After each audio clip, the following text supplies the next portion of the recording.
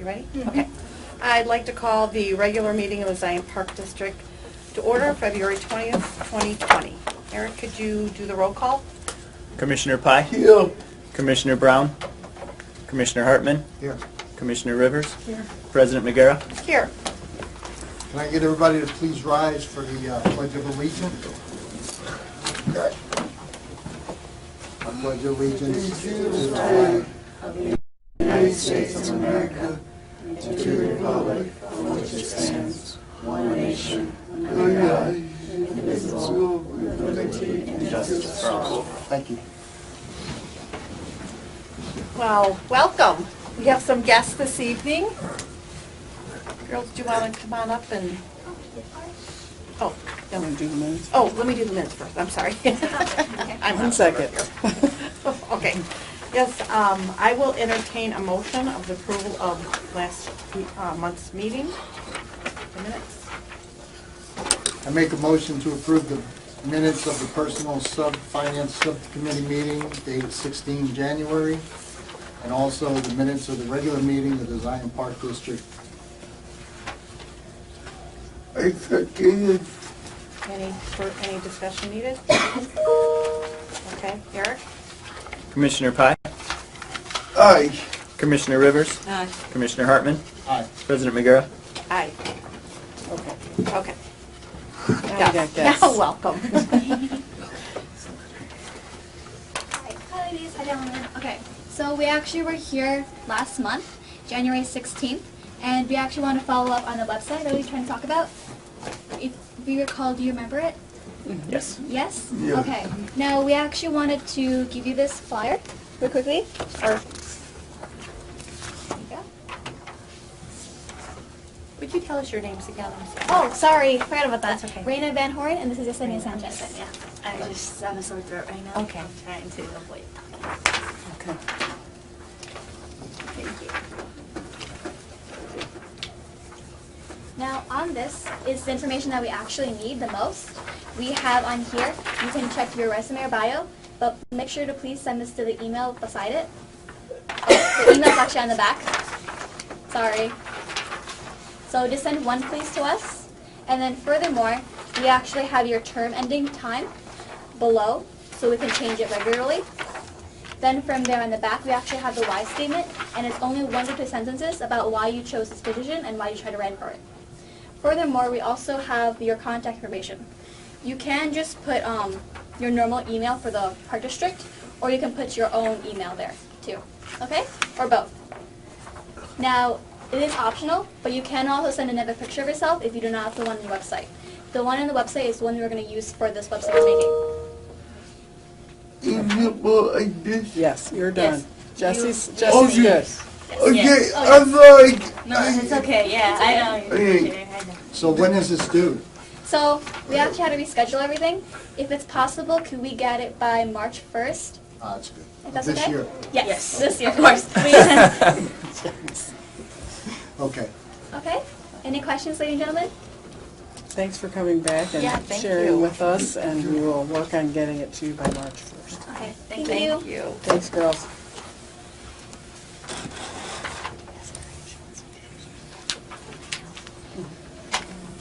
Carol, thank you also for visiting with us this evening. Would you like to introduce yourself? Sure. My name is Carol Senti. I was on a park board for 4 years in Vernon Hills, and I had the opportunity to come up on Monday and tour some of your facilities because I wasn't that familiar with the Zion Park District. I am interested in being considered to help you with the facilitation for your strategic planning retreat and your capital improvement plan. And so I wanted to hear specifically, hear the presentation for the community survey today. That's great. And then I think we have some business that we'll take care of it. And you're more than welcome to stay for the whole meeting, or if you need to leave, feel free. Thank you. I had a close friend pass away today, and so I was at the funeral and outside, so probably after my part's over, I might speak up. Thank you. Good. Thanks, Carol. Yes. Okay. Agenda. Do we have any? We don't need an executive session, so you can delete that. Okay. I had District 6 Youth Leadership up above for guests. That was a leftover from our last February meeting, so that was a mistake. So that, Even though they were here. well, that's they're- a different group. Okay. So, Well, everything else is the same. yep. Okay. I'll entertain a motion for the approval of agenda as amended. So moved. I'll second it. Any discussion needed? All in favor? Aye. Any opposed? Motion carried. Okay, any commissioner comments for this month? Nothing? I got one. One thing commemorating, I enjoy myself at the conference with you, staff. It was nice once a year to go down, eat dinner, lunch, talk to them outside of the park. It was really nice doing that once again. Okay. Conferences were good. I learned a lot. All right. Thank you. Thank you. I will echo what Jesse said. It was really a nice conference. It was really nice to be able to have lunch with the staff and get to know them on a personal level outside of this, Yes. like Jesse said. And it was nice to network with the other commissioners and the other park districts and see what they're doing. And the sessions are always good, very informative. So yeah, thanks. Thank It was a good conference. All right. Okay. All right, moving on. Anything from the attorney? No. Okay. Treasurer's report. We have some paid and unpaid bills we need approved, so I will entertain a motion to approve those. I'll entertain a motion to approve total unpaid bills of 86631.81 for a grand total approval of $388,243.30. I And second that.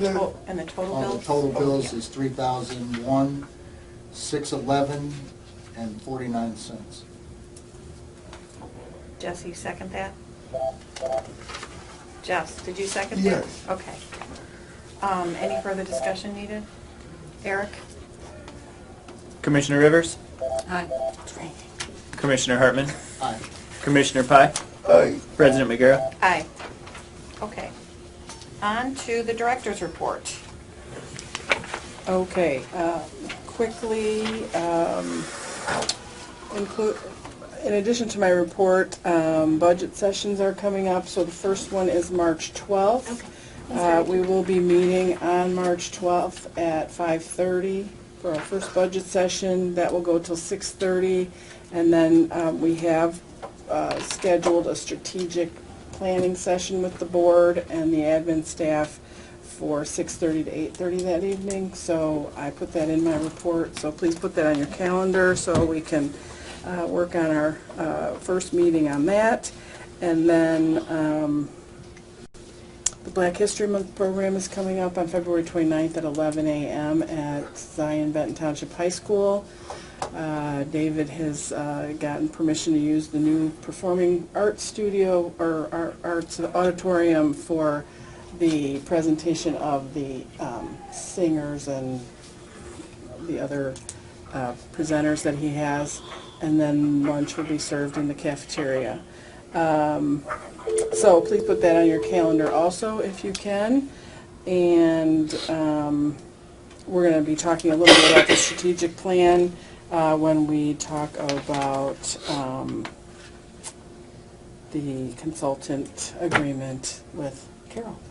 So we will talk a little bit more about that. The other date that I would like you to put on your calendars, which I didn't give you yet, is Saturday, May 2nd as a workshop day. Oh, did I put Yeah, that you on put there? that on Okay. there. Yeah, you didn't put March into. Oh, no, yeah, I did. Yeah, it's on here. It's next to the budget meeting. Oh, yeah. Okay, so May 2nd is the other day where we'll do a full day workshop to kind of work on that strategic plan once again. That will probably be the last meeting that we'll do for strategic plan, and then we'll look at whether we need to go further into the capital improvement plan and have one more possible date, but we don't have anything planned for that right now. What time are you looking at starting? It's either 8:30 or 9. I think it's You told me 9. 9. I think it's 9 too. I would think that they go. Sorry, I just saw the text. No worries. I think it's, hold on, I got it right here. Okay. 9 a.m. All right. Okay? To 4. 4. 9 a.m. to 4. Okay. Yeah, it's going to be an all-day one. I'll get you lunch, so we'll get through it. Lunch and snacks. Diet Coke. Diet Coke. Okay, so that's all I have. Okay. Any questions before we move on? All right. We are moving on to the survey presentation, which is going to be virtually, that Christine's working on over We're there. good to go, I think, if you guys are ready. Yeah, we're good to go. Everybody ready? Yep. He'll be going over the packet that was in our, this month packet. Okay, perfect. Wonderful. I'm going to put you on speaker now, okay? 1 second, please. Carol, if you can't see, you can go sit over here. That's more comfortable. Jason, are you there? You're welcome to. Yep, I'm here. Okay, go ahead. The floor is yours. Carol's gonna sit. Okay, great, thanks. Did everyone hear me okay? Yes. Yeah. Yep, we're good. Okay, great. All right, great. My name is Jason Morado. I'm with ETC Institute. And ETC is a market research firm based in Olathe, Kansas, which is in the Kansas City area. And the thing that we specialize in is doing community surveys for local governments all across the country. And we just recently finished conducting a community survey for the Zion Park District. So today I'm going to go through the kind of high-level key findings from the survey. And we provided a full report which is very detailed and very comprehensive. More so what I'll go through today. So this is really kind of the key findings from that survey. Now, ETC, I mentioned we're based in the Kansas City area, but we're a national leader in providing market research for local governments. We've been doing this type of work now for over 35 years, and in the last 10 years alone, we've conducted surveys in more than 900 communities in 49 states, and that includes a lot of surveys like this for park districts in Illinois. So this is really the type of work that we specialize in. So there's several reasons to conduct a survey like this. One is to get an objective assessment of the current usage, current levels of satisfaction, and the needs for a wide range of different indoor and outdoor parks and recreation facilities and programs. And then also with this survey, we're able to help identify opportunities for the park district to better serve the leisure and recreation needs of your community. So just a little bit about the survey. The survey was 7 pages long. That's a pretty typical length for one of these types of parks and recreation needs assessment surveys.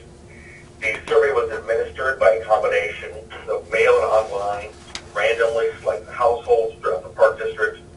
And that's really our standard methodology for these types of surveys, is that mail-online combination. Our goal was to get at least 400 completed surveys, and we accomplished that goal. We ended up with 403 surveys.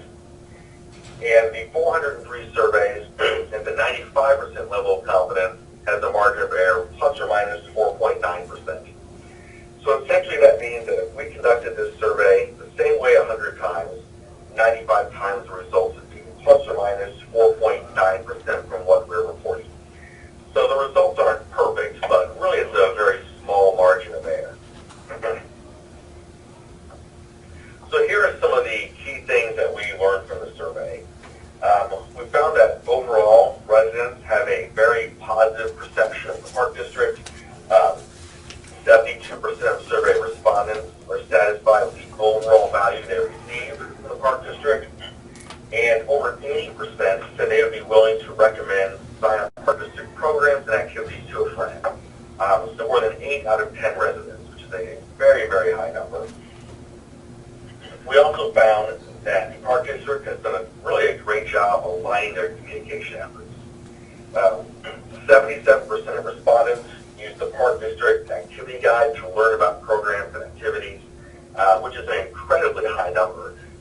We do these types of surveys all over the country, so we have a benchmarking database. And nationally, less than 40% learn about programs and activities through the Activity Guide. So this is a phenomenal number.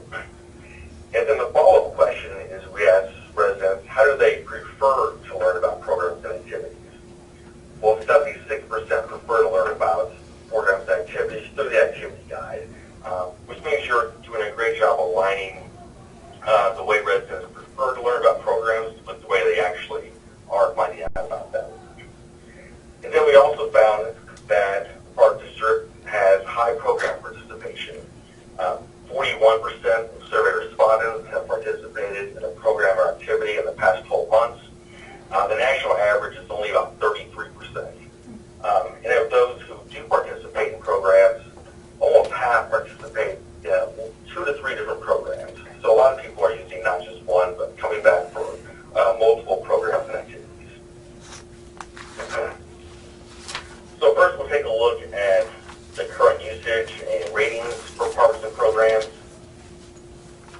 We asked respondents if they visited parks in the past 12 months. So 68% of households have visited a park in the past 12 months. That's a little bit below the national average, which is 76%. But we did find those who do use parks, a lot of them use them frequently. 20% of those who have visited parks have made 6 to 10 visits in the past 12 months. And almost 30% of households who have visited parks have made 16 or more visits to parks in the past 12 months. And then the chart you're seeing shows how respondents rate the physical condition of the parks they visited. So 60% gave a rating of excellent or good, about a third gave a rating of fair, only 7% rated the parks as poor. So then we also asked respondents if they participated in programs or activities in the past 12 months. 41% of households have participated in park district programs in the past 12 months, which is a very high number. The national average is only 33%. And of those who participate in programs, about 2/3 have participated in at least 2 different programs in the past year, and in some cases, many more than that. And again, here the chart shows how respondents rate the quality of the programs they participated in. So 60% gave a rating of excellent or good, just under a third gave a rating of poor, and then only 9% rated the programs. Under a third gave a rating of fair, and then only 9% rated the programs as poor. We also asked households, what are the reasons that prevent them from participating in programs or activities more often? Well, the number one barrier is people are too busy or don't have enough time, which is not unusual. That's the number one reason in a lot of other communities as well. The one thing that really stands out here is only 15% of respondents said they don't know what programs are being offered. Nationally, that number is at 35%. So that means the Park District's really doing a great job making sure that residents are aware of what programs and activities are being offered. That's a much bigger barrier in other communities than it is in the Zion Park District. So now we'll switch gears and take a look at indoor facilities. So there's really 3 different types of questions that are kind of grouped together. First, we ask households if they feel like these indoor amenities are important to the community. So you can see here, 75% of respondents feel like exercise equipment is important to the community. 70% feel like senior centers are important to the community, as well as fitness classes. And then 67% of respondents feel like their indoor running walking track is important to the community. The follow-up question to that is how likely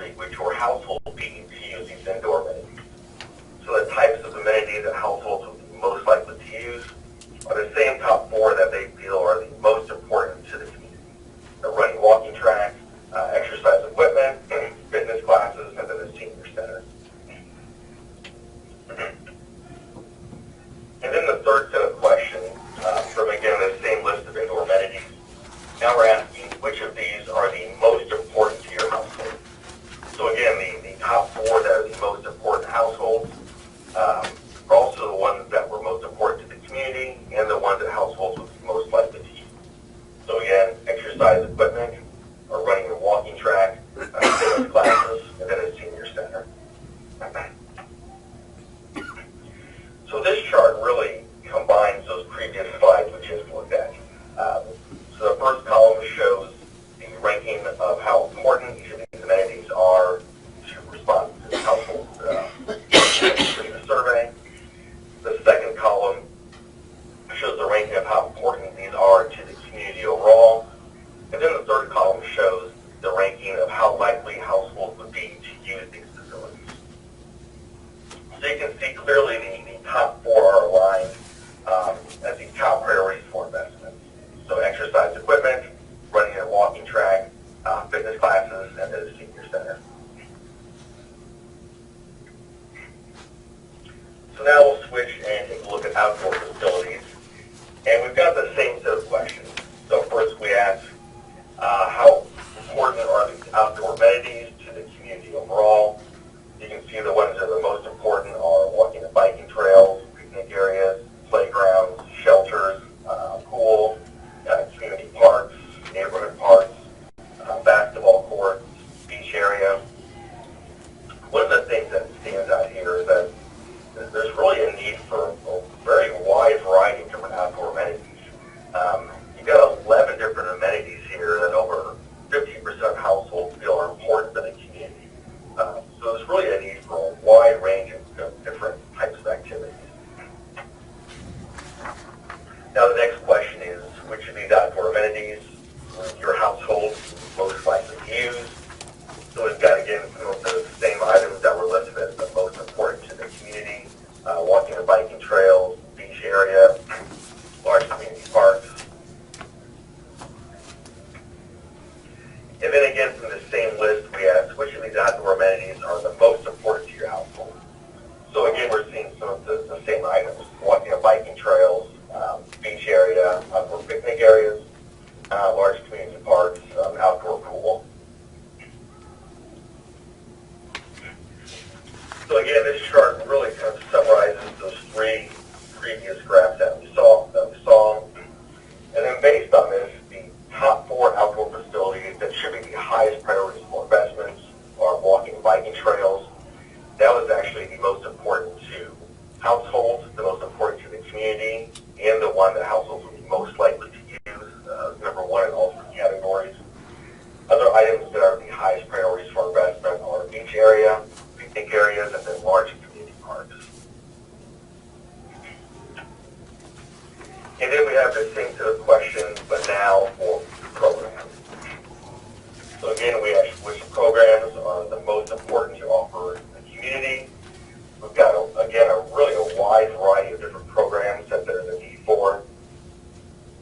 The top priority is adult fitness and wellness program, followed by July 4th Festival, Senior Center, Concert Park, pool, after-school programs. Those are some of the ones that are the most important to the community. And then here are the ones that households would be most likely to participate in. A lot of the highest rated ones here are special events. The July 4th Festival, Concerts in the Park series, large one-day special events. Some of the other ones that would be most likely to use are fitness and wellness programs, nature programs, pool. Then we asked which of these programs are the most important to your household. So again, we've got a lot of the same items that we found were the most important to households, as well as again, the July 4th Festival, adult fitness and wellness programs, Concert in the Park series, senior centers, large one-day special events, and then open swim and the pool. So again, here we've summarized kind of the top overall program priorities. The top priorities for investment are July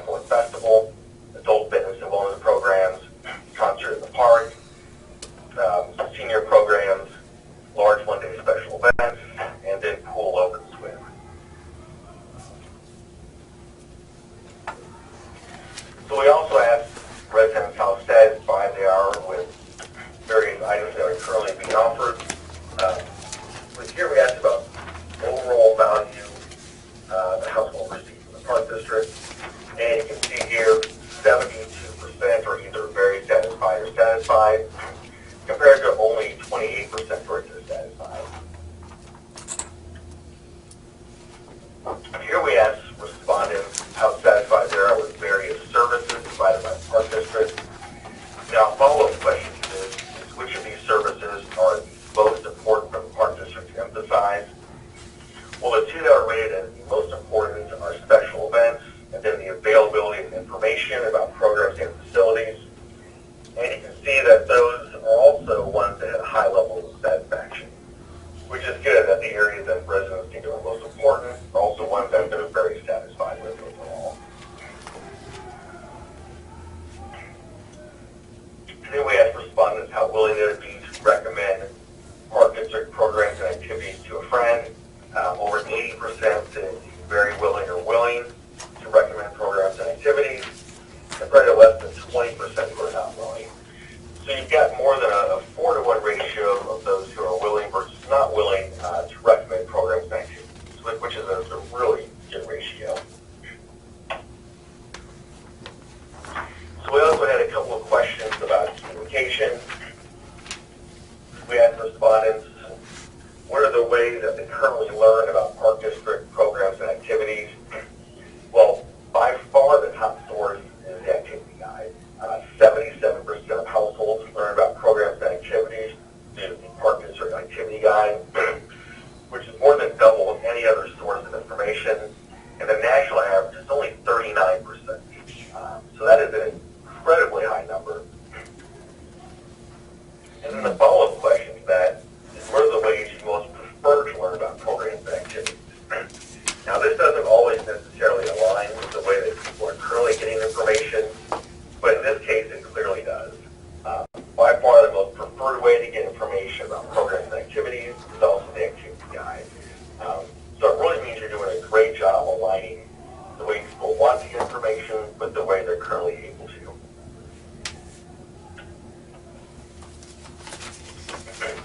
So really, just a quick recap.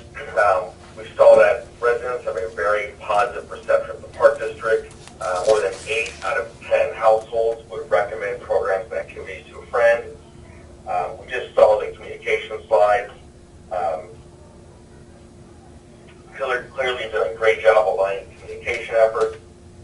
By far the top source of information about programs and activities is the activity guide. And then you have higher participation rates than most other communities. Over 40% of households are using your programs. The national average is just barely over 30%.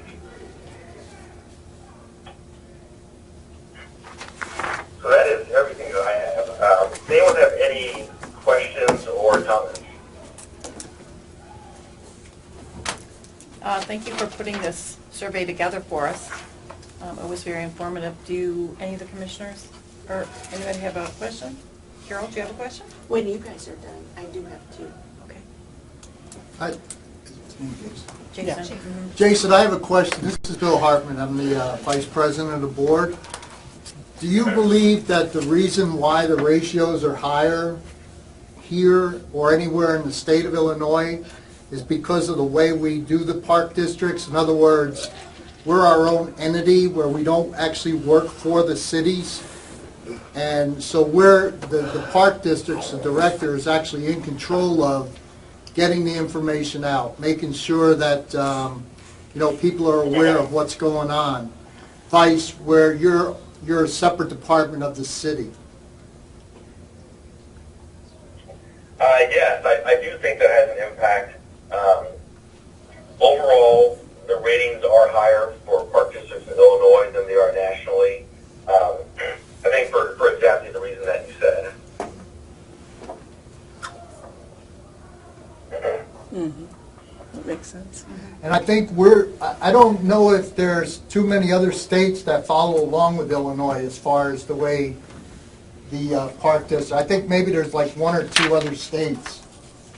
I could be wrong, but Do you have any number on that, Jason, on how many? There's very few, if any at all, where the park district is its own entity. There's a couple, I think. I mean, as far as I know, it is unique just to Illinois. And definitely the ratings for Illinois park districts are consistently higher than other communities across the country. You know, the program participation rates are higher, just the level of satisfaction, really all of those things.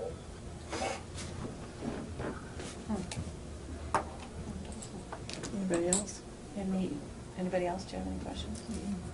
Carolyn, will you do this question? It's Jason. Yes. Jason, I was wondering if you had asked a question or knew anything about social media. I just know that with a couple other park districts, there was a little bit of a change with how people wanted to get their information, and for some, the program activity guide was dropping. And so I noted this as interesting that yours is high and consistent, and that's how they want it. Are there any national trends? Does that strike you as unusual? I mean, it's good that they're getting it the way they want it, but I just wanted to know if you could comment on that. Well, these numbers are definitely much higher than most other communities. I mean, even for Illinois park districts, it is unusual for the numbers to be this high for the activity guide, both the usage of it and the interest in it. Now, we did touch on social media a little bit on this question. You know, from Facebook, 22% learn about programs through Facebook. And then when you look at the most preferred way, it's actually the third highest option for what people prefer to learn about programs and activities. And that number does keep getting higher. I mean, as recently as 5 years ago, Facebook would have probably been 6th or 7th on this list. So it is increasing, but obviously by far still the most preferred source is the activity guide. Facebook is third. It's usually near the top of the list in every community, but this is unique for it to rate this high. Mm-hmm. So just to follow up on that, the website came in second. Okay. So it was activity guide, website, and then Facebook. Okay. That's good to know. And then this might be a question more for the park district. I was just wondering, when's the last time you did a community survey? Because occasionally there's a few comparisons, like did something go up or down for trends, and if no, It was too long ago. too long ago. Yeah, it was in the 90s, I think. Okay. So I think that the demographics and everything have changed so much, and the questions have, you know, were much different back then. It was really very specific, and we tried to, you know, include, I think, a lot more items like communication and, you know, what people are looking for in those areas, which I think, you know, when the last time the survey was done, that just wasn't how they were done. That was great. Yeah, right, and I think, thank you for bringing into it, you know, those national averages. I think that gives us a perspective on it that's really helpful. So thanks for doing that, Jason. We appreciate it. Yeah, absolutely. Okay, thank you, Jason. Thank you. Okay, great. Thanks a lot, Okay, we'll be everyone. in touch. Okay, bye-bye. Okay. Thanks for letting me sit here. Well, better than straying. Yeah. When we Go had home like this. Yeah, when we had a seat open. Okay. Oh. All Okay. right. Christine, did you have anything else that you wanted to add? No, I think that his report is pretty inclusive. I think that it added those benchmarks. I think these were valuable to me for comparison factors. I think it's nice to see that some of the things that we heard that they like are things that we currently have. Right? So we have a strong 55 and over program. We have a walking track. We do, you know, we focus on fitness and wellness. So the things that they're looking for are things that we have and that we can also improve on and do better at and continue to work toward. So it's nothing that is astronomical or that's not obtainable. It's all within reach. So will there be an action plan put together then I would say, yeah, she's right here. Oh, that. So this will I be a meant- big, no, this will be a Yeah. big part of the strategic planning. Okay. And looking at the survey results as part of that will be a big part of looking at moving forward and looking at how we're going to put the strategy together. So, I think one other thing to add too that I thought that was interesting was that, you know, we look at social media a lot and the comments and the feedback that we get, both, you know, the good and the bad and the in-between. But I think it's important that we look at this to see that people are still looking at the activity guide, they're still looking at our website, and they're still coming to us for information versus getting it secondhand and going to social media. You know, sure, there's going to be some of that, but that they still rely on us for programming needs and to get their information, their communication directly from us, and kind of weeding out some of that stuff that happens on social media, which I can appreciate. right, which sometimes is not right, incorrect information or speculation or rumor. Yeah. So that is a good thing for us. I think that direct communication with people and that they value that. Right. And we do realize that in this community that they still value print. You know, we see that Right. with flyers, we see that with newsprint. I think the newspaper was rated like number 4 in means of communication, so they still value that, and we know that, right? So, you know, we've tried other forms of social media, and it has not worked in this community. So that's why we go straight to Facebook as well as our internal sources, because nothing else seemed to really work. Yeah. Thank you for putting that together and Yeah. organizing tonight with Jason. We don't need to have any vote on that. We'll move on to our next item, which is the comprehensive plan, consult for strategic plan and capital improvements. Okay, so I put in your packet the information that Carol shared with us, which is very helpful. As she stated when she introduced herself to us, she has experience working at a park district, which is very helpful, I think, in helping us put this plan together. But it also has a wide variety of other relevant background. And as you guys are aware, you know, we're kind of putting together a comprehensive plan. So the pieces of that were first our facility assessments, our community survey. So now we're really looking at the strategic plan, which puts together a lot of those elements into our strategy of how we're going to move forward to be effective in the community with what we've learned from those. And then once we have that strategic plan in place, that will lead us then to the master planning of facilities and parks and improvements like that.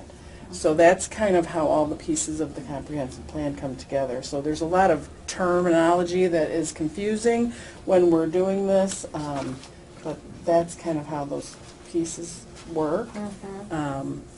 And we did, you know, we'll do work on the strategic plan with goals and, you know, objectives for those goals, which we've done some work on as a staff, but this will bring that all to the table.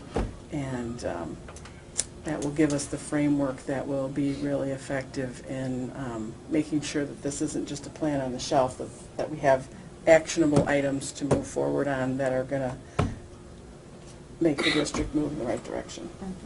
So Carol's proposal is here for you guys. I've put it in the packet for you to read through. And so we're just looking for, my recommendation is that we award this contract with Carol and a lump sum fee of $9,000 for the consulting assignment, and that we move forward. Any other questions that anybody has? Any questions of Carol since she's here? No, I can't think of an actually. Or do you need to have any discussion and I can leave the room too? That's it. Bill or Jesse, do you have any questions? No. Do you have a question, Bill? All right.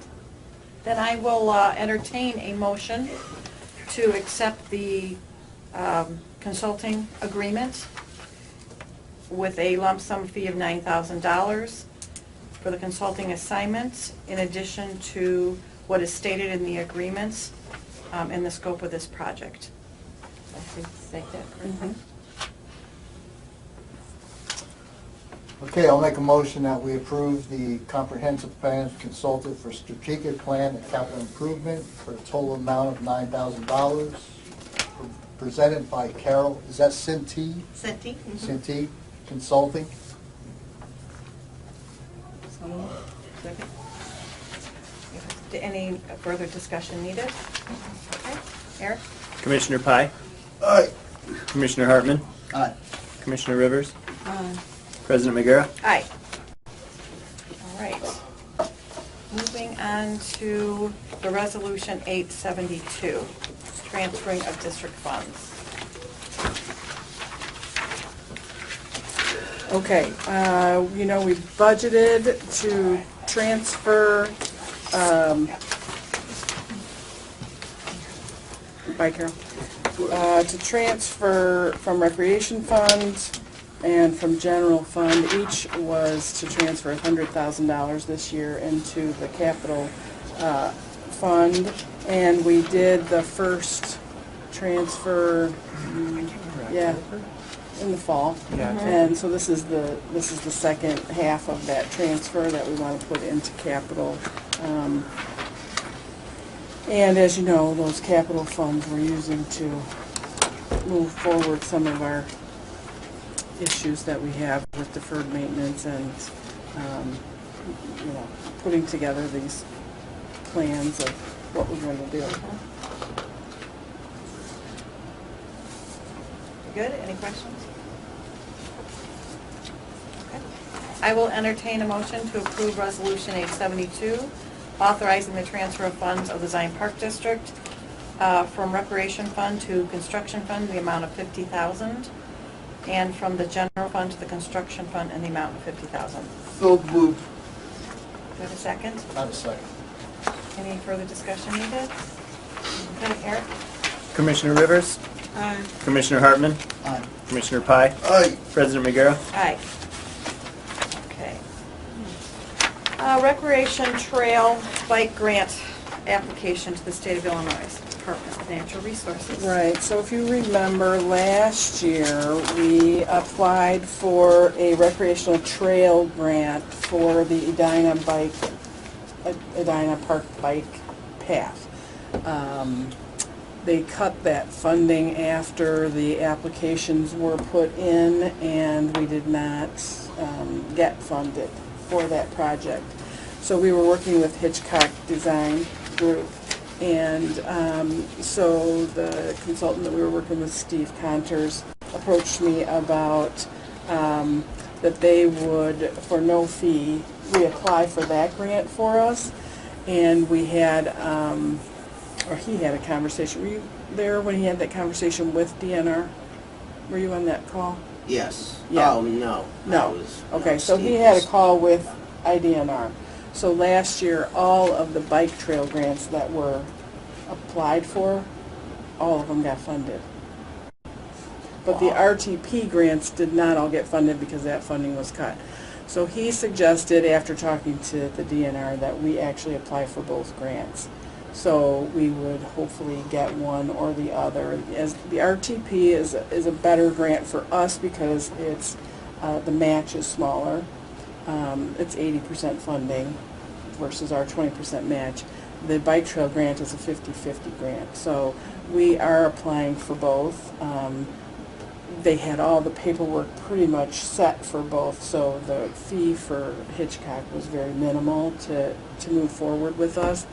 And so we just have some documentation that we have to get signed tonight, but I just wanted to make sure that you guys were aware that we were moving forward with that. We're really hoping that with putting in 2 grants that we're going to be successful to get that. And, you know, it's good to know that that's a direction that we want to make some effort in because our survey told us that people are interested in us. And that that will take care of a large chunk of that bike trail, not the whole thing, but, you know, a good start. And so we're hoping that this will make us have success in one pool or the other. There is an application fee for both, and we'll only get funded in one. So you can't, it's not possible to get both of them? I don't think so. I'm pretty sure that they won't do that. It'll be one or the other. So, That's why they told you to do it that way.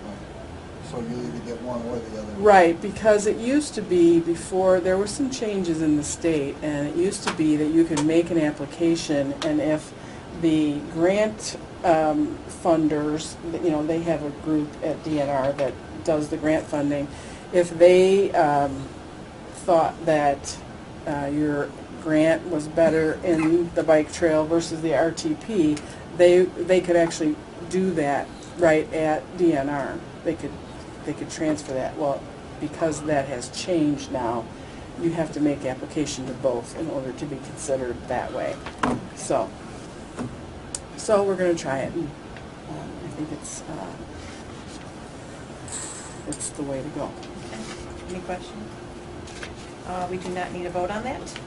So we'll move on to City of Zion right-of-way vacation application. Right, so the actual application doesn't really tell you very much, so I didn't put that in there. We had to apply to the city to do this vacation, but I'll kind of show you the plat maps that we put together, just so you have an idea.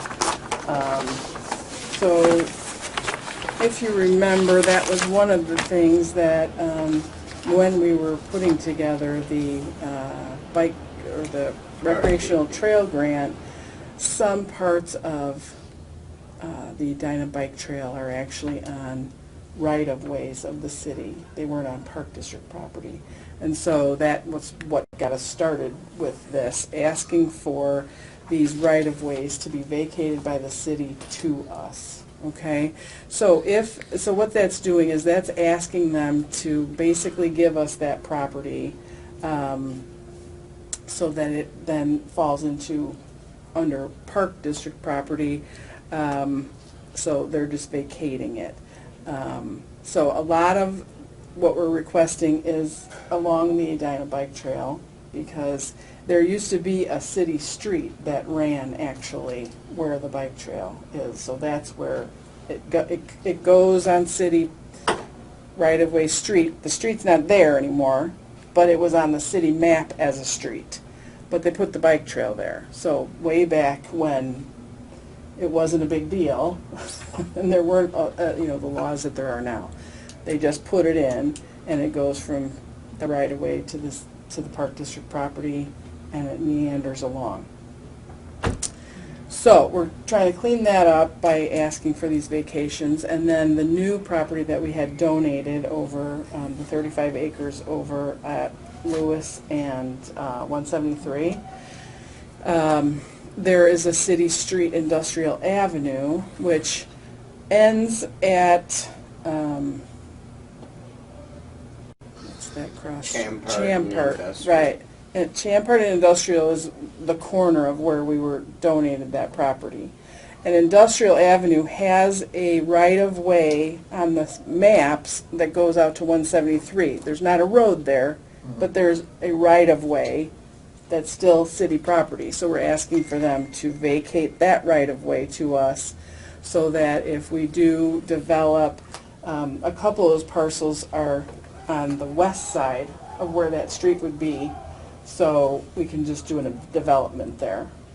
So, and then along with that, there are a couple places where there are city sewers or other infrastructure that goes across our property. So it's like a two-way thing. So we're giving them access to those, they have access to them, but now this is all surveyed and we know where it is and everybody understands, what's what and what's allowed.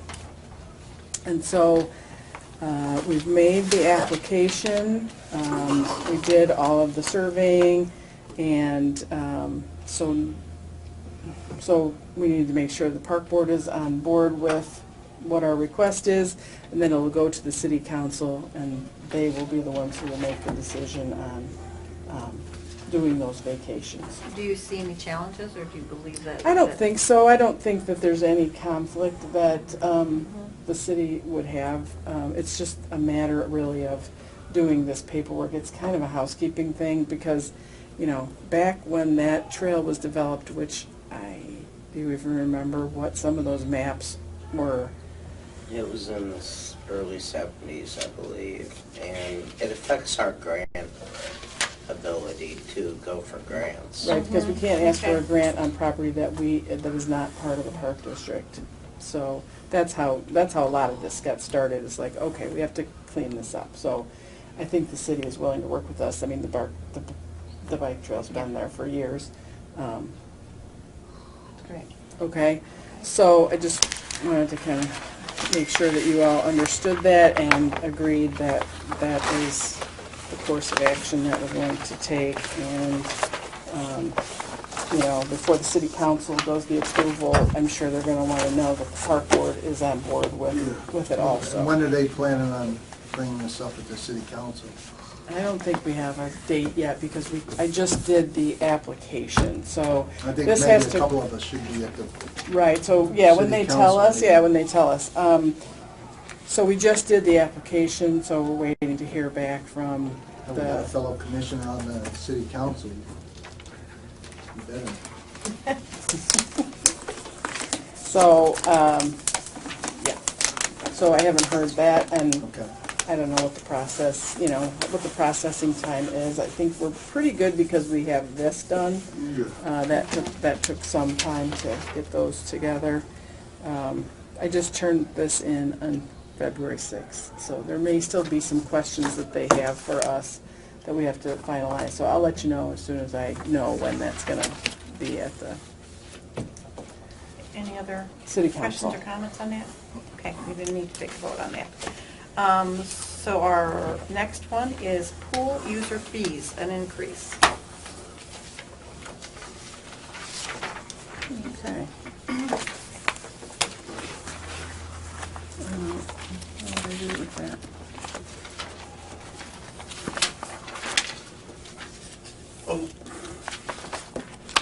Can I have one of those, because Oh, here, mine's, you want- oh, here, this is Yeah, fine, yeah. yeah. Okay, so I just wanted to bring this to the board before we do the budget meeting, and just make sure that you guys are aware of this and are good with this. Kay did put together the pool budget. Where we are at with the pool budget is that the recreation department's going to have to do $85,000 of support this year. So some of the issues are that minimum wage is going up already. By July, it will have gone to $11 an hour. So that's from really $8.75 was what it was last summer, right? So that's a big jump. So, you know, salaries for lifeguards is a huge part of it. And, you know, we've talked about before that we can't reduce the number of lifeguards around the pool when the pool is open. There's a set number, and it's not reducible. And then the operation of the pool as it's aging is costing more.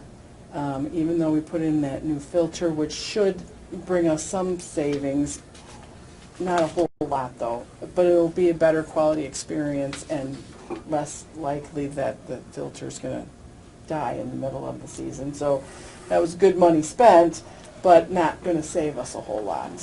So, you know, we really tried to not make these go up a crazy amount because obviously we know that, you know, our community hasn't changed, the income of the people that we're serving. So the changes are listed on the side of, oh, those were supposed to be in red. They're not in red. Sorry. It's okay, I got it. Jesse's is on red. Okay, there's one in red. I probably, No, I took it from Todd. oh, okay, Todd's are red, Jesse's are red. So that's taking the senior rate up $2 from where it was at $2 to $4. The individual 1 to 6 p.m. rate from $5 to $7, and the non-resident from 7 to 10. The neighbor rate from 6 to 8. The locker fee, no, the afternoon swim from 3 to 6, from $3 to $5, and $5 to $7 for non-residents. So you can see we're just trying to go up a couple of dollars, you know, which does make a difference.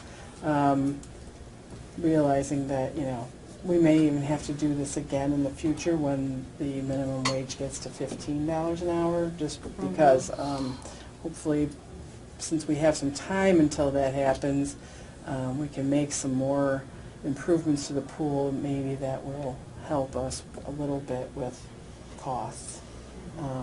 You know. We're going to have to pay, we're going to have a hard time finding guards. That's just across the board, so we might have to pay them a little bit more. Yeah, now. Because there's a shortage of them? Yes. Okay.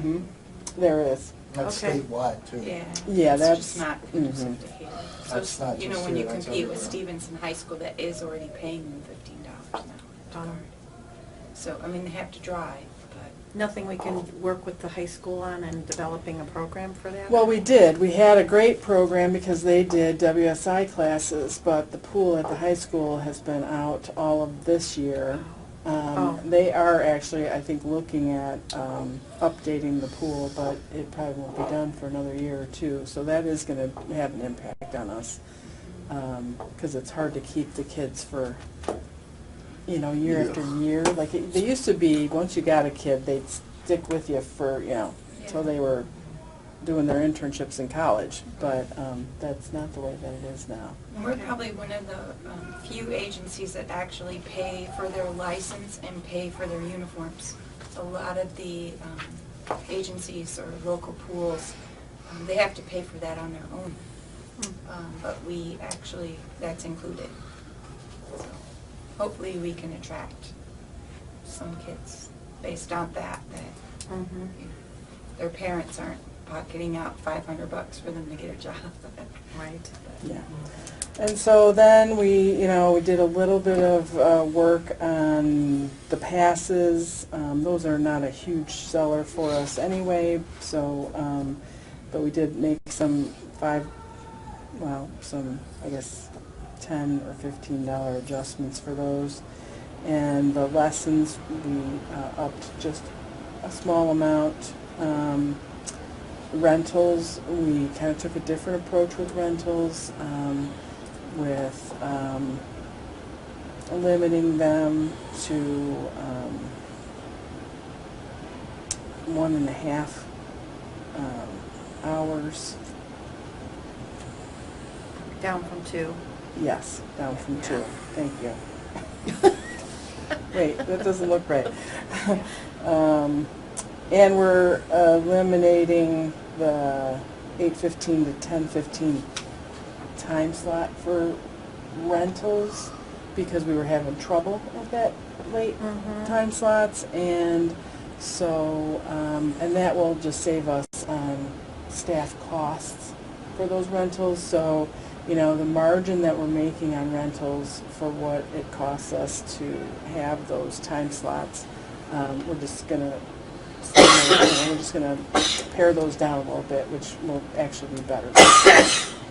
And we're not overselling them. We're not having swim team, so that opens up Tuesday through Sunday instead of just Thursday, Friday, and Saturday.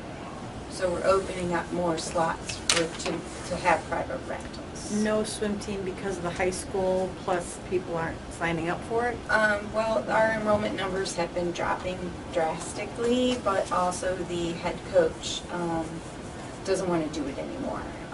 He has a family, 2 young kids, and he just doesn't have the time. So, So the fact that we had such a limited number of participants.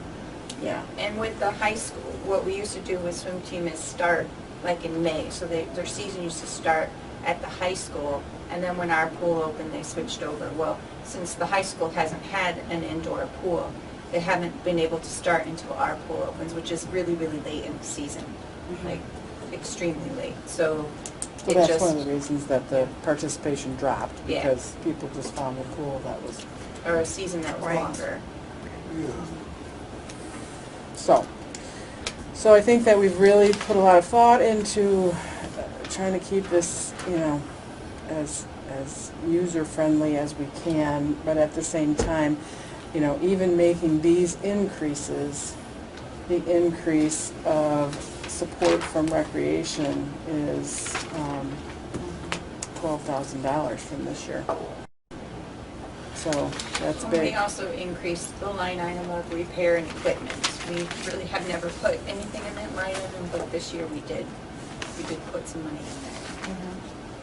Because of the plumbing and the work and stuff like that we have to fix. Some of the issues that comes up when we try and get the pool open. There's a lot of things that are much better that we've worked on last year, but we still have some ways to go on that pool. When was the last time we raised the rates for the pool? I mean, it hasn't been since I've been here. It's been a while. It's been a long time, actually. Yeah. I It hasn't, it's been longer than 10 years. Yeah, we Right. never had. Well, the other thing, again, from the survey, people do enjoy the open swim time at the pool. So Yeah. I think that's good to know. I mean, that was a big question for me in making an investment into the pool. And, it's good to know that is what we thought. There are still a lot of people who feel that's a really valuable community amenity. And so that's the reason that, we want to keep moving forward with continuing to have the pool. Or a possible grant down the road. Yeah, you just don't find them for pool. Well, you might find them for learn to swim. Yeah, Because actually, we swimming did, is a lifelong we did skill, talk to, so. we did talk to someone, I think, who has a referral maybe for us for maybe some swim lesson grants. So we actually are working on that too. Good. So I just I do want you to vote Yeah. on that. Thank you. Okay. Any questions before I entertain a motion? All right, I will entertain a motion to approve the proposed rates for 2020 as stated.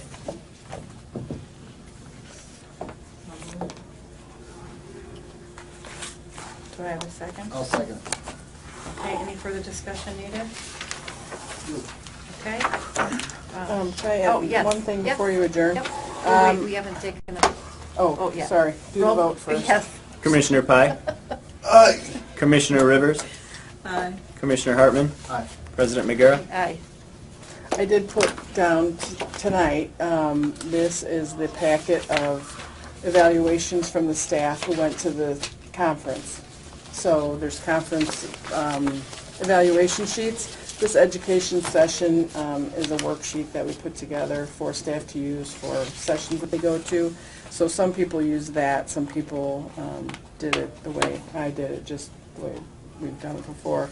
There's a lot of good information in here, a lot of good takeaways that people had from these sessions, so definitely worth looking at. And, Yeah, thank you for the staff putting this together. Yeah. oh, and we want to say congratulations to Todd. Here's a card for you, Todd. Todd's getting married tomorrow. Ooh, come on. So good luck with that, Todd. Congratulations. Part due. That's awesome, congratulations. Thanks. Okay. Okay, Well, I'm I will done. entertain a motion to adjourn tonight's meeting. So moved. Second. Any discussion needed? All in favor? Aye. Any opposed? Motion carried, we are adjourned. So